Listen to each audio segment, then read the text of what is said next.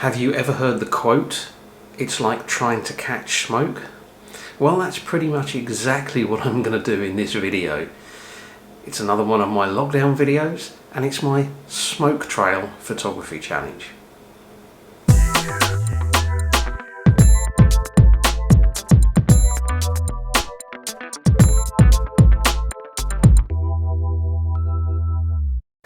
Hi everyone, thanks for joining me.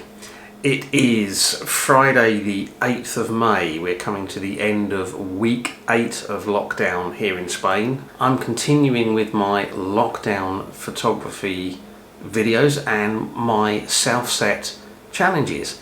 And in today's video, I'm going to be doing some smoke trail photography.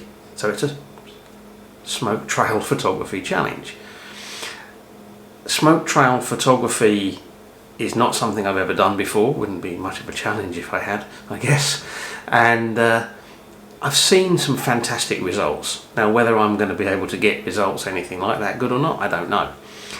There's two parts to this smoke trail photography. The first one is the actual photographic part, which is actually about capturing the smoke trails. So in a few minutes I'm going to get set up, talk you through the setup, and we'll see what we can do about actually capturing those trails. And the second part is then post-processing those images to try and make them more interesting. Now, almost all of the tutorials I've seen on this, people have done this post-processing in Photoshop. And I want to do something a bit different. I want to try to do all of the post-processing in Lightroom. I hope you enjoyed the video. If you do and you're not already a subscriber, please consider hitting subscribe. And if you're already a subscriber, thank you very much. I appreciate that. Okay, here's my setup. I've got a dark background over there. I've got my source of smoke, this little tea light candle just here. Probably not an ideal source. A much better would be an incense stick, but I don't have one. The reason an incense stick would be better was because it would produce a continuous amount of smoke, whereas the candle's only going to produce smoke when I blow it out, so I'm going to have to keep relighting it and blowing it out. But hopefully it will still create something interesting. I've got my flash off to one side here pointing across. I may need to raise that up a little bit, I think, in a second. But because I don't want the flash to be bouncing off the background, what I've actually done is made myself a snoot. It's just some rolled up cardboard. I can pop over there like that.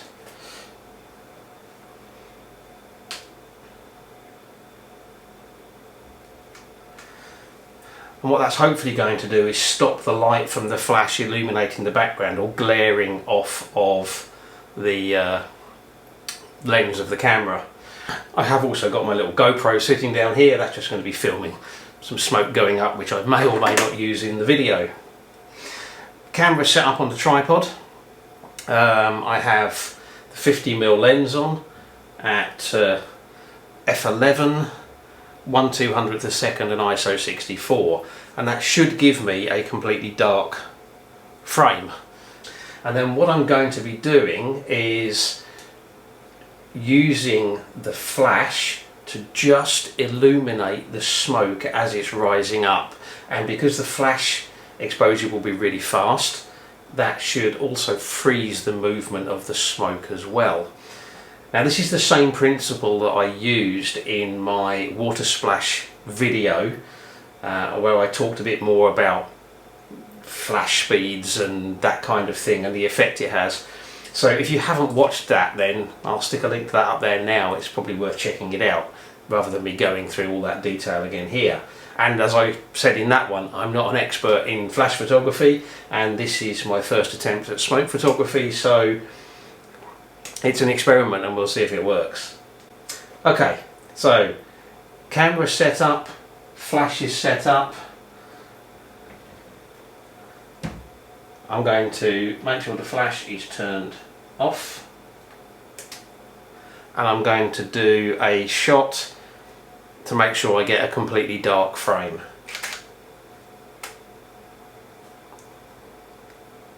Yeah, and that is completely dark. So now what I can do is turn the flash back on.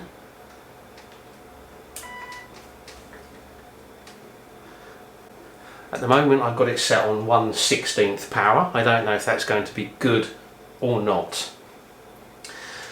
And I think what I'm then going to do, I'm going to turn live view off so I've got no delay when I press the shutter release. I'm going to light the candle, let it burn for a few seconds, blow it out and try and capture some smoke.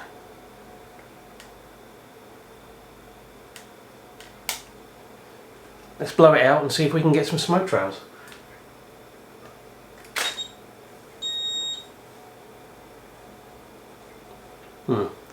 Nothing. Didn't feel like the smoke went up far enough.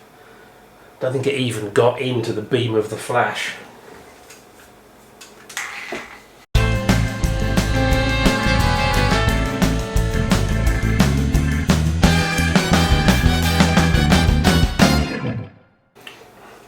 I think the problem is that the amount of smoke that's coming off is so small, it's almost invisible in the frame.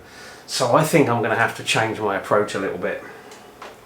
Okay, so what I've done is I've put on the 12mm macro extension tube so that I can get much closer and fill the frame more. Raised everything up on a cardboard box, put a bit more black in to make a bit more black background in. Adjusted my flash and my snoot accordingly. Focused on the wick of the candle and then adjusted the composition. We'll try again.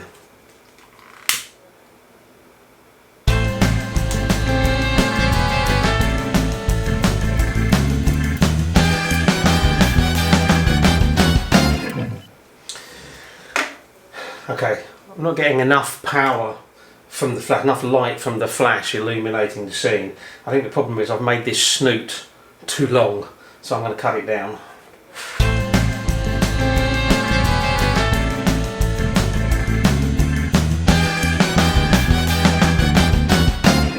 This is proving to be quite frustrating.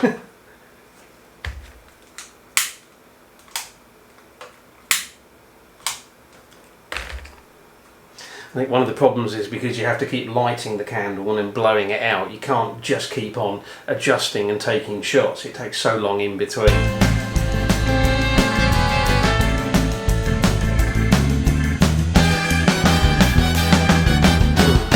This may be the better way of putting it out rather than blowing it.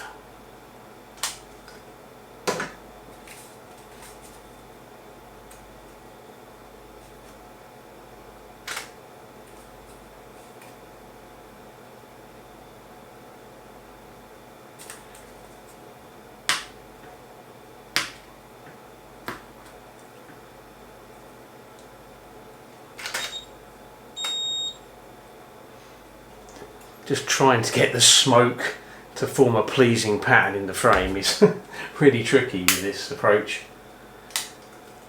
This would definitely be a lot easier with an incense stick.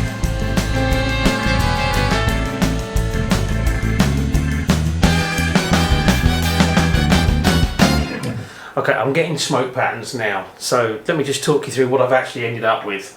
I've got the 12mm extension tube on. I am at f11 1/200th of a second, ISO 64, with flash on 1/16 power.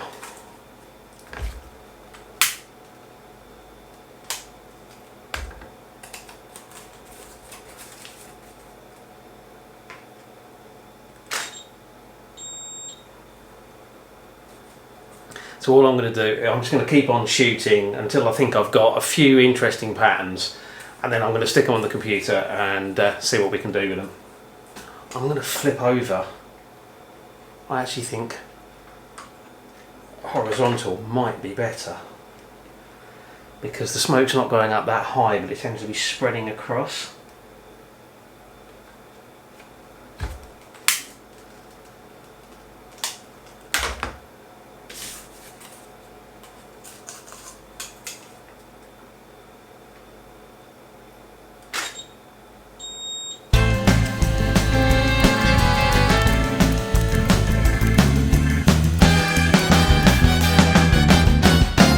Okay, that is probably the most frustrating thing I've ever tried to do photographically. The problem was with the candle, when I blew the candle out, or in the end used a bit of cardboard to knock it out, the smoke was only there for a second or so. So there wasn't time to really sort of focus on how the shapes were forming. You'd have to kind of grab a shot and hope for the best. None of the shots that I got were really what I was hoping to get. So a little bit disappointed with that. But nevertheless, there's a few here that are kind of interesting in a abstract kind of way.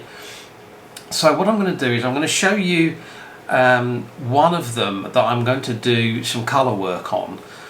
There are a number of ways that I've seen of doing colour work, and quite often that means putting it into Photoshop and then, you know, putting another layer on with lots of colours on and playing around with blending modes. But I'm actually going to try something a little bit different, just doing it in Lightroom. So we'll have a look at one image, I'll show you what I'm going to do to it, and then I'll show you 2 or 3 other images that I've done basically the same thing to. Okay, so this is the image that I'm going to show you what I did on. It's got quite a nice shape and pattern to it. What surprised me about this is just how much texture there is in there. Really quite odd. Anyway, all I've done with this image is cropped it quite a lot, but it's still a reasonably large file. And in the basics, I have brought the highlights up, brought the whites up, and brought the blacks down. So I've actually made it really, really contrasty. And what I thought I would do with this is actually use split toning to do some colorizing on it. So I'm going to leave the highlights on red, and I'm just going to bring the saturation all the way up. And it hasn't done a lot because those highlights aren't picking up a lot of colour. So let's do the same thing with the shadows. And suddenly we've got some very, very vibrant tones. Too much, those highlights are blowing out. So let's pull the highlights down. In fact, what we'll do, let's try putting a different colour into the highlights. Highlights aren't doing very much. Let's try playing around with the tones in the shadows.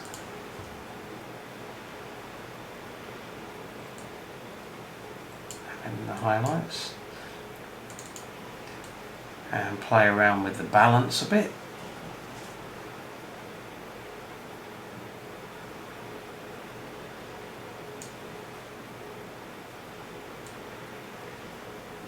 Okay. Those highlights there are looking a bit blown out. So what I'm actually going to do, just drop a gradient filter in. And just drop the highlights and the whites back in there a little bit. That's bringing the detail back.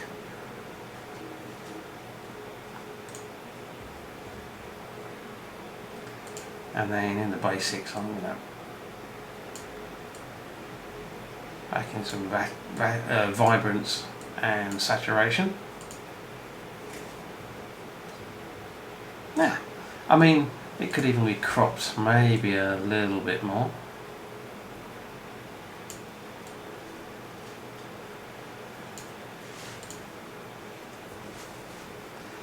It wasn't what I was going for, but it's quite interesting actually. Not a complete success, but not a complete failure either. Okay, let's have a look at this one and the rest of the images that I've decided to have a play around with.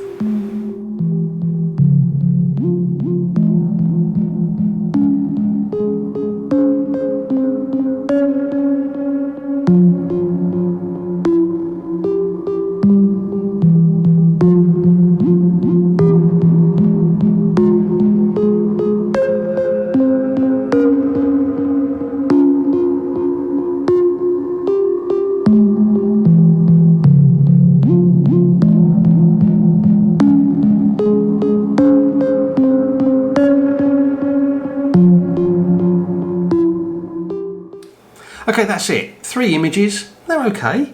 Not a complete failure. Not a complete success either, but definitely not a complete failure.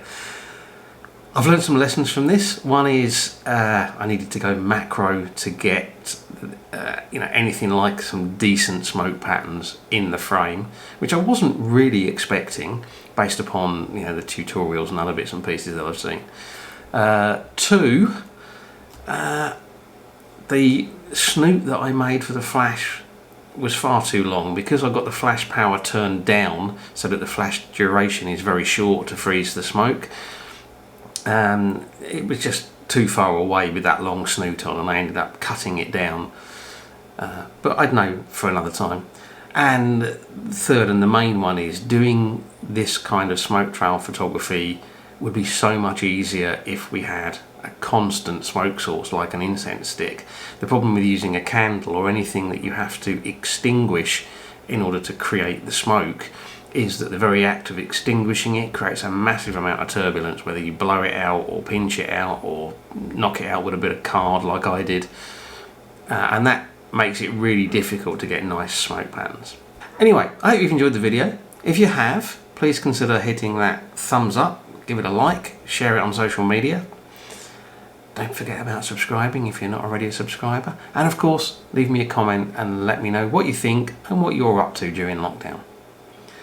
As always, I really appreciate you taking the time to watch, so thank you very much, and until the next video, stay safe, stay healthy, bye.